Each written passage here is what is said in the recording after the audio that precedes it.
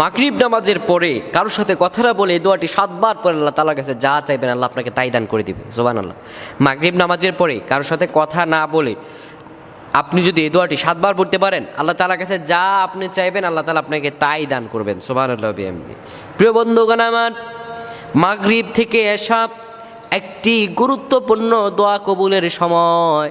আল্লাহ রব্বুল আলামিন আমাদেরকে তার কাছে চাইতে বলেছেন। রব্বুল আলামিন বলেন, ইস্তাঈনু বিস-সাবরি ওয়াস-সালাহ ইন্নাল্লাহা মা'আস-সাবিরিন। আমার রব বলেন, ও দুনিয়ার মানুষেরা রে, আমার কাছে সাহায্য চাও।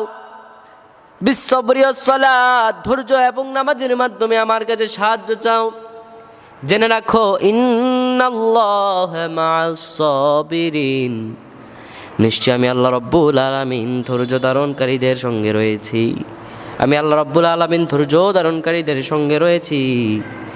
পৃথিবীর বুকে যারা আমি আল্লাহ রব্বুল আলামিনের কাছে, আমি আল্লাহ তাআলার কাছে চাই